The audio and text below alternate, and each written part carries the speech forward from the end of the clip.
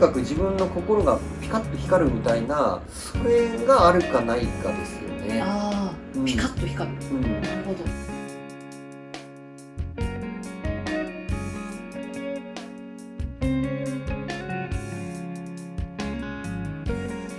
テレビのズン喫茶出られたじゃないですか。あれちょっと意外だったんですよね。あ、そうですか。はい。なんで出たんですか？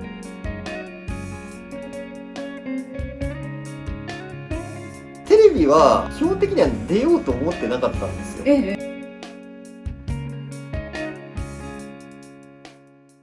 そうですね。いやでもそうか、そうやって10年14年の歳月が流れてきてるんですね。そうですね。本当に今思えばね、なんかありがたい限りですよ。本当に。なんかそういう中で仕事のこうモットーみたいな大切にしてきた部分ってあるんですか？やっぱり常に自己向上って感じですね。常にはい自己向上なんですね。例えば今本当におかげさまで全国からお客さん来るようになりましたけど、結構コーヒーいいとは思うんだけれども、やっぱりさらにもっと追求っていうのはやっぱり常に怠ってはいけないことなんだろうなっていうのはやっぱりこうありますよね。まあ、常に自己探求。自己探求。自己探求大事です。なるほどな。あとインスピレーションを得る心の柔らかさみたいな。柔らかさって言うとちょっとあれだけど、インスピレーションも大事ですよね。まあ、何かこうアイデアみたいなものが来た時にそれをこう受け取れるようにしておくみたいなコツみたいなものってあるんですか？ありますあります。日々に種をまいておくみたいな感じで、来たらはいキャッチみたいな。やっぱそこなんですね。そうですね。みんななんか来たら取ろうとするんじゃない？します。それじゃないのよね。なんかこう日々だからさっきもなんかあるないみたいな話してましたけど、その日々にねこうバーッとこう種が埋まってるんですよ。これを作ることこそがもうその日々のインスピレーションを得る大きな根源になるんです。そこですね。なるほど。やっぱそうですよね。みんな多分同じこと言うと思いますよ。実際行動力っていうのはすごく大切だよっていうのは、私も聞きますし、私自身も実感してることであって、行動に実際移せる人って人間たちが 100% だとすると 70% の人は行動できないんですよね。ありますよね。はいはい。それわかります。まあ 25% とかだったかな、行動ができる人で、わかりますわかります。でその中から残りの 5% の人は何かっていうと、継続し続けることができる人みたいな。わかりますわかりますわかります。まあマスターまさにその継続し続けることができる人じゃないですか。そういうのを常にやるっていうのはありますね。まあよく最近本当に若いお客様でコーヒー屋さんやりたいっていう人たちいっぱいいるんですけども、やっぱり例えば僕がこういうことをトライし続けられるといいですよって言っても、やれる人っていうのはやっぱそれに対して本当に10人いたら1人ぐらいしかいないんです。まあでもそれも最近では体感的にやっぱりそういうもんだと思ってお話ししてるんで今言ってるその数字の根拠っていうのは確かにあるようには思います。それはなんかコツコツやるためのモチベーションなのかな。なんか多分私もなんですけど、結局好きが好きっていう気持ちだったりとかやりたいっていう気持ちが結局原動力になっちゃってるじゃないですか。なりますね。だからなんか行動ができてるんだと思うんですよ。この好きと出会えた時にそれを好きになれるかどうかみたいな話も結局あるのかなみたいなのを感じてて、どうなんですかね。ふわっとしちゃった。結構難しいけど、やっぱりインスピレーションですよね。バッとくる何かがあるみたいな。ただでもやっぱりそこには本当に損得とかない、もう絶対ない。それはとにかく自分の心がピカッと光るみたいな、それがあるかないかですよね。ピカッと光る。なるほど。例えば人と触れ合ってる時にでも、ちょっとこの人いい印象があるなっていう時ってやっぱあると思うんですけども、それと同じですよね。そういうこととか。なんかちょっと例えばじゃあの人お金持ってるから近づいていこうかな、次仕事もらえるかもしれないなみたいな、そういうことじゃないね。触れ合った瞬間にこうパッとなるみたいなね、そういう感じ。波長が合うというか、そういうことですね。なるほど。そういう瞬間を大事にしていきたいですよね。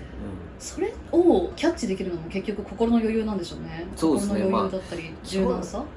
基本的にやっぱり体と心が割といい状態って言うとあれだけど、なんかよく睡眠とってたりとか、よくご飯食べてたりとかそういうコンディショニングが大事ですよね。そこはそうですよね。人間の肉体的なものがビンビンの状態じゃないと、うんうん、そういうものに対して感度は弱いかもしれない。ああ、うんうんうん、忙しすぎるとね、心が死んじゃうみたいなね。死んじゃうしね、やっぱ疲れてるとやっぱりまずはその疲れを治そうとして体が動くんで、そういう部分じゃなくて、うんうん、まあもちろんそういう部分もどうしても必要なんですけれども、やっぱり体の状態をまずコンディショニングするっていうのはやっぱりいろんな仕事においてもそうだと思いますけどね、スポーツ選手とかね、それはありますよね。で最近僕もちょっと太ってきたんで、嘘ですよ嘘ご飯の量をきっちり計量して、はい、食べてます。食べてるんですか太りすぎちゃってやっぱりね仕事良くないと思うのよ。まあ太ってるコーヒー屋さんもいるけど、それが悪いとかじゃないけど、自分としてはね、ちょっと体が良くないんでやっぱり、大事ですよね。まあもちろん入れる動作もそうなんだけど、やっぱりちょっとこうだるーって思ってると、やっぱりそういうキラキラしたものって受け取りづらいですよね、やっぱり。じゃあやっぱ健康も大事。いやもう超大事でしょ。それは大事でしょ。大事です。いろんな今話してるような物事を実践するにあたって、疲れててできないっていう人も結構多いと思うのよ。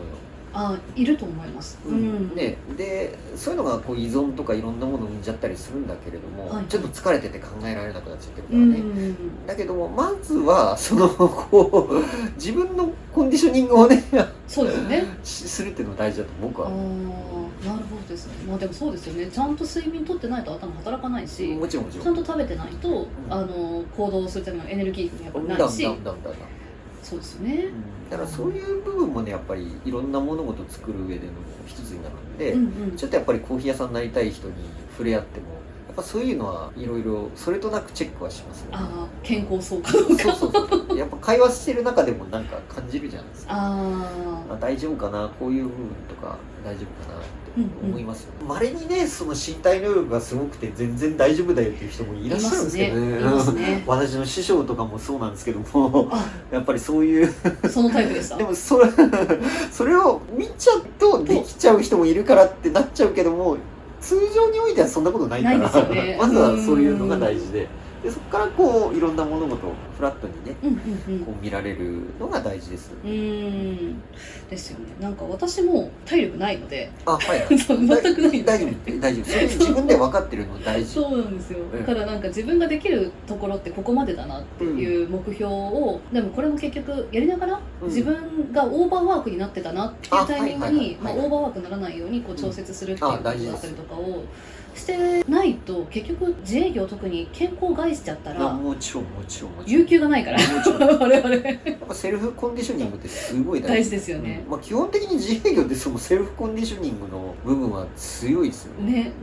大事です。権下ですよね。そうです店開いてなかったらお客さんがっかりしちゃうかもしれないし、自分以外の人との約束になりますもんね。そうなるほどな。でもそこはそうですよね。健康をじゃ保つっていうところ、でも健康じゃない人がじゃあこの仕事諦めなきゃいけないかっていうとそうでもないのかなと思って。そうではないと思う。まずはそういう部分から徐々にこうできる範囲でできる範囲でコンディショニングしておけば少しずつやっぱやること増えていくんで、それでいいと思いますよね。ですよね。なんかもしかしたらなんかそこから健康になっていく可能性もあります。こう両輪してますからね。こう相乗効果でね、やればできて自分に自信がついたり、そういうことがまたこう自分の体力とか心の健康を生むんで、それでこうどんどん良くなる。めっちゃこの感覚わかります。そうだったな。そうでした私も。なんか本当最近は本当に周りへの感謝がすごいみたいなね。あと相手への配慮とかね。なんかねなりますよね。やっぱり人のおかげでこういうふうになってるから余計周りに対して優しくしようと思ったりとかするし、逆にそういう配慮がない人ってやっぱりそうなんだろうなとか、ちょっと偏見ではないんですけども、やっぱりそういう相手への尊重であったり配慮っていうのはやっぱりすごく大事なんだろうなっていうのは思いますよね。なるほど。ここで感謝が出てくるんですね。なんかなりますよね。自然にねこうなりませんか？でも実際そうですよね。その一番初めってなんかその起業とかもなんか自分を満たすために始めるじゃないですか。自分のために始めるというか。そうですね。自分がこうなんか満たされていくと次家族のことに対して満たしたいなとか感謝したいなとかありがたいなって思うフェーズが来て、でそこからさらになんかお客さんのフェーズが来るのかな、はいはいはいはい。でそこからお客さんからさらに地域の方に行くのかな、はいはいはい。で地域が全国になっていくみたいなそうでしょうね、そうだと思う。それはやっぱりそういう感謝って出てきますよね。もちろん最初の段階とかでも感謝はあった方がいいんですけれども、よりなんかこうそういうのが拡大するにつれてすごくなんかものすごい実感しますよね。それいろんな人みんなそうですよね。そういう人たちに最近ありがたいことに触れますけど、やっぱりそういう感謝がありますね、皆さんね。本当に。なんか自然と生まれてくるんですよね。にじみ出るっていうかね。ですねですね。にじみ出るの感覚、そうですよね。出る。ものすごい出る。なんか自分が満たされてるからこそその感謝だったりとかっていうのが自然とにじみ出てくる出ます感じですよね。にじみ出る。なるほどですね。なんかめっちゃこの感覚すごいわかるし、同じものを感じてるんだなっていうのがあって、なんか人間って面白いですね。やっぱりよくお勉強、心理学とかを勉強してると、そういう人間の欲求ってやっぱり最初自分の答えを維持するための欲求が多かったりとかする、最終的に社会的なね部分、他者とのつながりである部分との奉仕で生まれるようなものとか、そういう欲求っていうのは社会的欲求ですかね、そういうのが満たされるっていうのはやっぱり人間らしい行動ですよね、本当に。そうですね。なんか、多分あれですよね、アドラーの5段階欲求なんかそんな感じの話ですよね。自己肯定感のこう6つの感みたいな、この繰り上がり方とかも確か同じなんですけど、マスター心理学やられるんですか？やんないですね。基本的ななんかあるじゃないですか。基礎勉強みたいなね。どっかさで触れますよね。もちろんやっぱありますよね。結構今これなんか楽しいこととかっていう方向に結構フォーカスした話をさせていただいてたと思うんですけど、逆に苦労したこととか。苦労。また最近の話になるんですけど、やっぱりね、お客さんとの距離感がすごく苦労。今逆に。そうなんですか？なぜか。それは広がったから。最近ありがたいことに本当にさっきから繰り返してるように全国から来るんですよ。そうですよね。で、ちょっとマスターの技を一目でも盗もうかとね、そういうお客様もいらっしゃるので、そういう方々に接し方がやっぱり人それぞれなんで、そこをこう多分一生言い続けると思うんですけども、どう接していくかなっていうのがすごく苦労します。だからそれこそもうテーマにされてるような依存を生まないっていうのはやっぱりね、それはもうやっぱり同じだと思う。例えばコーヒーやりたくて来る人たちがね、なんか正解求めてくるんだけれども、だけどあなたが入れてる時に僕がいつでも横にはいないですよって感じなんで、そうですよね。だからそういう物事じゃない物事に持っていくためにこういろいろお話をするんですけど、その形がこう人によってこう全然違うので、そこがね結構苦労しますよね。でもちろんね、やっぱり正直僕も人間なんで、ちょっとこの人危ないなっていう感じもあるんですよ。だからそういう人とはもちろんそれなりの距離感を設定させていただくんですけども、そこがねやっぱり最近の主な苦労ですよね。だからやっぱりほら、みんながみんなじゃあ世界チャンピオンみたいなコーヒー突き詰めてる人とか、本当にコーヒーラバーで全国歩いてるような本当にこう心の底からっていう人たちだけじゃないので、そこの接し方ってやっぱり結構こういろいろ勉強になりますよね。ありますよね。そこが今の僕のこう課題というか、優しくしすぎないようなのは大事だよなって思います。最初ほら喋ってたけどセミナーとかでほら僕が社に構えてて、でも一応その提供された物事で納得、あれをやれればまたいいんだろうなっていう今そういうところなんだろうなと思ってますね。別になんか言えば俺のコーヒーこうやってネルで濃く入れてたら美味しいだろうって言えばそれなりに納得するのよ、そういう人たち。だけどもうちょっとそれを超えたところで、そういう自分たちが作り出してるような言葉ではない事象によってこう納得みたいあーな、それがねすごいなって思う。なるほど。でもね、それ本当にね、ラーメン屋さんとかでもありますから。本当に話あれなんだけど、いや千葉で有名な富田さんっていうもう日本一と言われるラーメン屋さんがあるんですよ。で、そこの店主偉いから今でも自分でラーメン提供してるんですけども、朝からね整理券取っていかないといけないんですけどね。でそこの店主がやっぱりそんな感じ。はあ。けども。いやーこれ日本一のラーメン食べに行くんだよねっていう、ちょっと若いお兄ちゃんたちがちょっとガチャガチャいたんですよ。でなんかその富田さんっていう店主がすごい別に喋るわけじゃないけどこう丁寧にこう接してラーメンただ一杯提供して食べさせるんですよね。でそれでその男の子たちね、静まり返るんです静ね。まりなっちゃうんだ。あ、すげえこれ何これみたいな。はいはいはい。で食べ終わる頃にはもうなんかあれっしゃみたいな、はあこれかみたいな、なるほど。すごいなって思って、やっぱりそういう有名になれる人って有名っていうかまあああいう力を持ってる人っていうのはやっぱりこういうことなんだなっていうのはその時僕ね勉強になりましたね。なるほど。だからそこら辺を今僕学んでるところ。はいはいはいはい。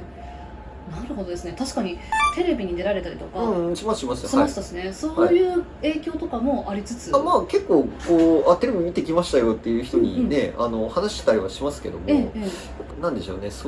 まあもちろんやっぱ最初にコーヒーで満足させないといけないから、まあやっぱそこの力ってすごい大事だなっていうのは思う。すごい思う。このなんか親切にしたからいいとかじゃなくて、例えば占いだったら占いの本質的な力でこう納得みたいなあります。なんかそういう感じですよ。はい。響くんでしょうね、その人の中にね。だからこの間なんかもう僕も適当に怪しい占いとかをこうアドリブでやったりするとやっぱり響かないですよね、みんな。ちゃんとコーヒーの話した方がやっぱり響きますよね。響きますか。やっぱりそういうことよね。なるほどね。何かが足りないみたいな。本質的なね。やっぱなんか極めてると本質が結局見えてきますもんね。そうですね。それは大事ですよね。なるほど。いやなんか結構私テレビのズン喫茶出られたじゃないですか。あれちょっと意外だったんですよね。あ、そうですか。はい。まあ店の雰囲気してるじゃないですか。でなんかこうイベントとかに豆提供したりとか、ご自身で行かれたりとかっていうので、まあそういう活動はされてるにしても、やっぱ地域の美味しいお店っていうイメージがすごく強かったんで、いいです全然。なんかテレビ出て大丈夫なのかしらっていうのをちょっと心配じゃないですけど、確かにイメージがちょっとね乖離があったんですよ。なんで出たんですか？これはやっぱりテレビは基本的には出ようと思ってなかったんですよ。それはなぜかというとやっぱりこうちのお店小さいんでね、曲がり間違って行列できちゃうとちょっと大変だし、やっぱりそのコーヒーラバーとかゆっくりできないとダメだからなんですけど、なんかねそれこそさっきの話じゃないけどこれはいいなって思ったんですよ。なぜかはわからない。だけどこれはちょっと受けてみようと。そういうきらめき感。これは直感だったんですね、じゃあ。受けたのは。ちょっと一応でもちょっとそれとなく業界の関係者みたいな人もお客さんに来るので、それとなくこうまあどうだろうかっていうのは聞きましたけどね。もちろん決めた後でね。だからまあそれはあるんだけれども、やっぱりその心のきらめき感。まあ例えば違うテレビでなんかこれはちょっと違うなっていうのはやっぱりご遠慮して。やっぱそれはありますよね。なるほどですね。基本的にはそんなに僕は来るものに対してはこうそれにやろうとするんですけれども、だけどまあねやっぱりちょっときらめきがないとダメよね。やっぱきらめきなんですね。大事ですね。その心のきらめき大事。なるほどな。なんかこのきらめきに従わなかった結果、なんかこう失敗したエピソードとかあります？それは考えたことなかったな。逆にきらめきしかもう受け取ってないんですかね。だからひらめかない方向にはいかないっていう設定の仕方かな。もうそっちに設定されてるんですね。そういうデフォルトでね。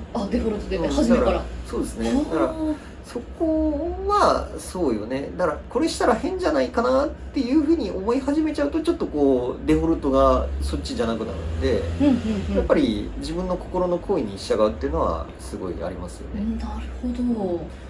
だけどやっぱりあれですよ、そういうことしすぎると、周りから浮いたりとか、そうですね、そう浮くんですよ。高校時代とかすごい浮いてましたからそういうのはありますけど、社会性がねこう減りますからね、きらめき方面でいうとね。もちろんそうなんだ。そう従わなかった結果でなんかっていうのはそう今聞かれて初めて考えたので、それについてはないよね。ないんですね、きっと思いつくことが。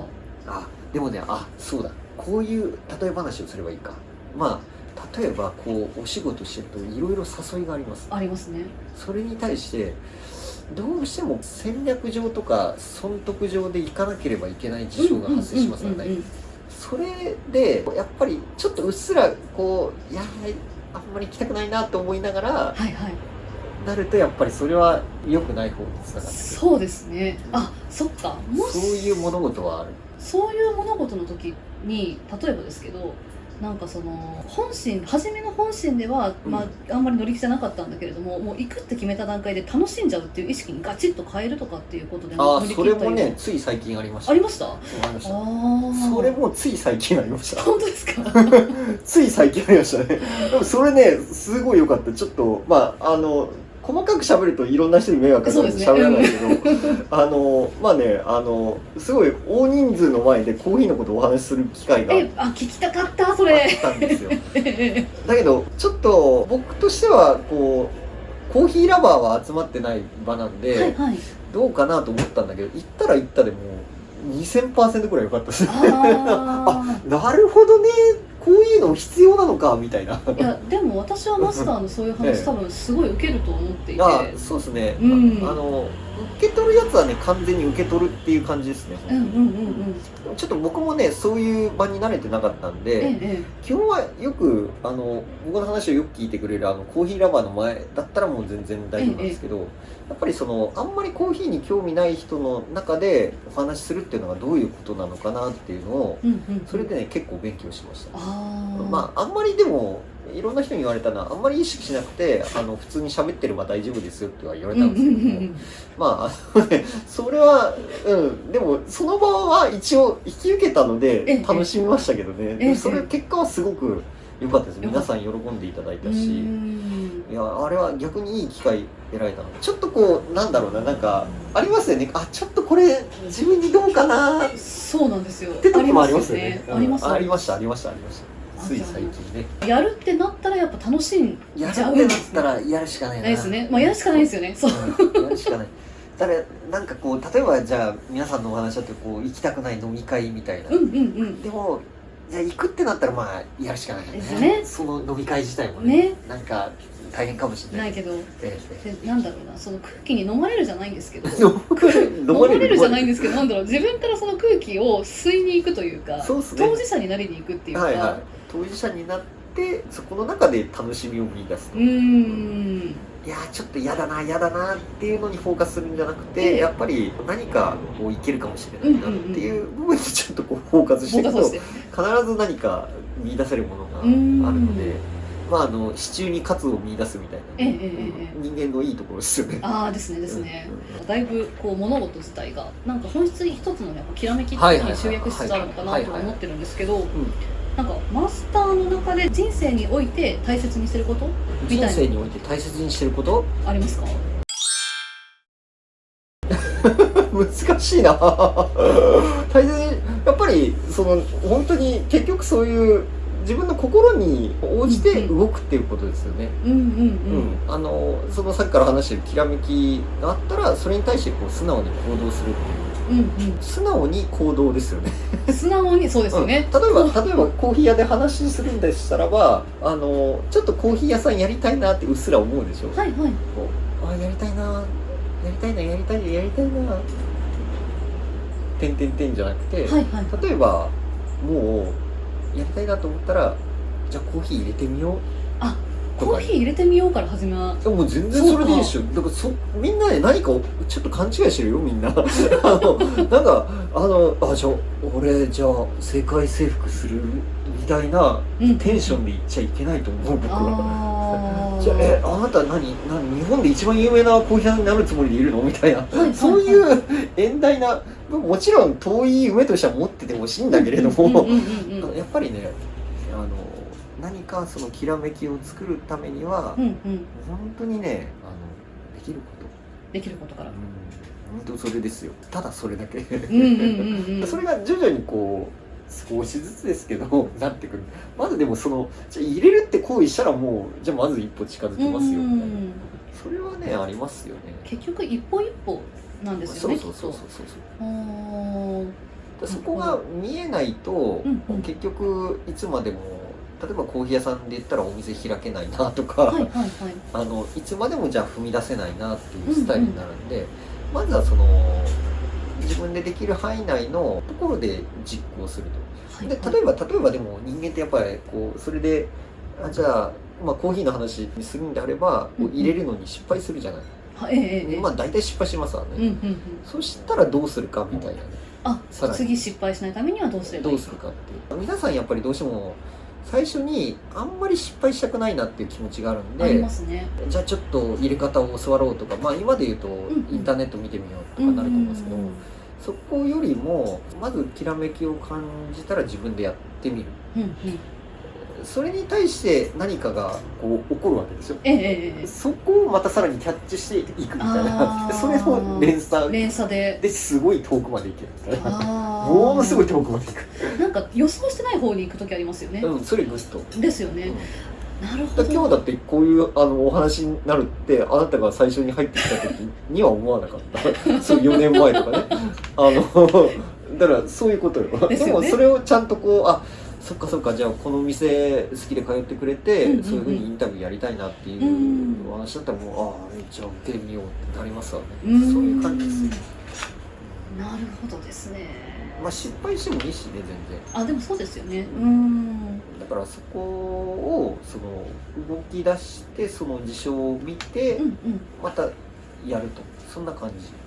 お店やったら絶対失敗しますからね。そうですよね。そうですよね。そういうことじゃなくて、その身の回りでできる物事から始めて、そこで多少失敗しても大丈夫。で失敗したら失敗しないように何かをするっていう、そういう積み重ねでだんだんこう自分にこう自信みたいなものがついてくるんで、それがどんどん大きくなって遠くまでいけるっていう感じですね。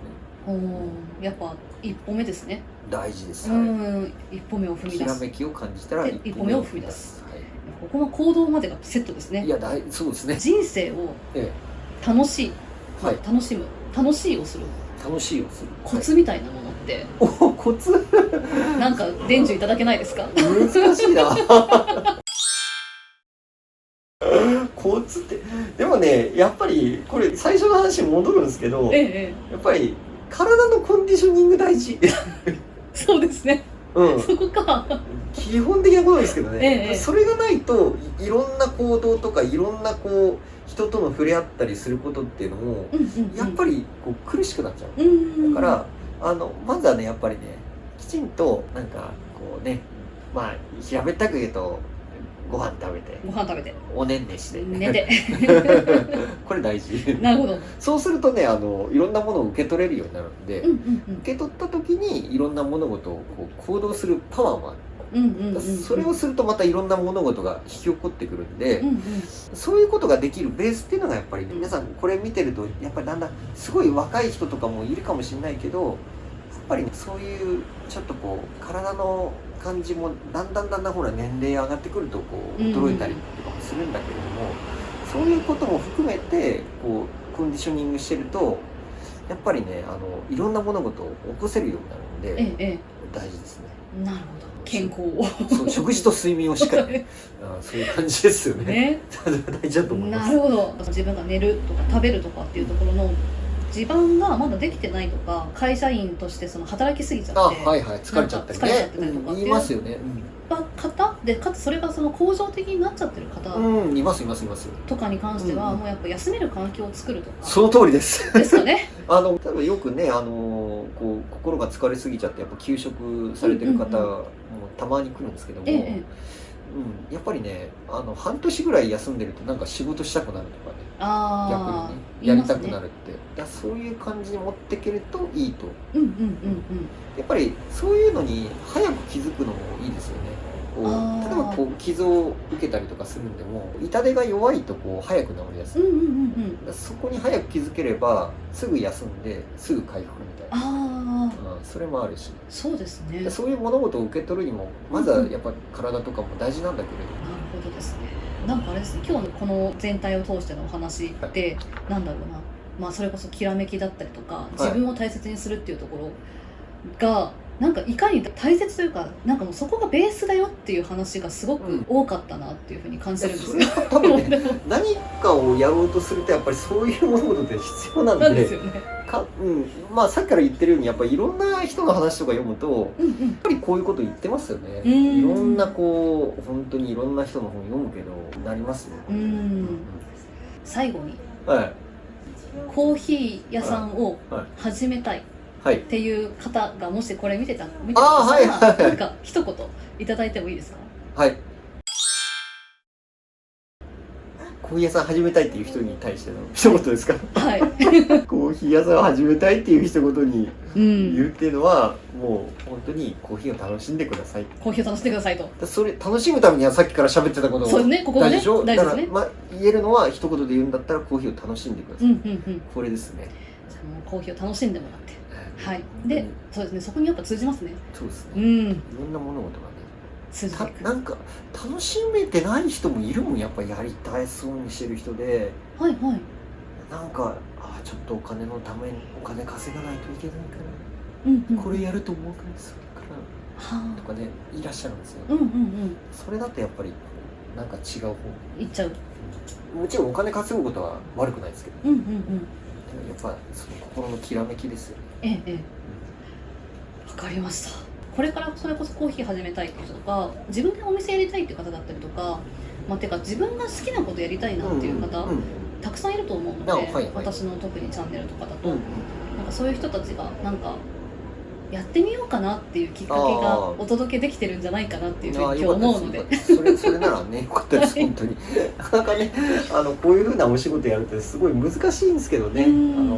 だから100人来たら1人ぐらいがこうギリギリ生活できるかなぐらいの世界だとは思うんですけども、それでもこう、ね、自分のやりたい物事っていうのをこうしっかり受け止めて活動していくと、なんかその人にとってこう楽しい時間が、ね、できるかもしれないし、別にお店やらなくても例えばコーヒーで話するんだったら入れるっていうことだけでもやっぱ楽しいと思うので、そこで僕はいいと思いますけどね、本当に。今日はそしたらありがとうございました。すごく参考になりました。ありがとうございます。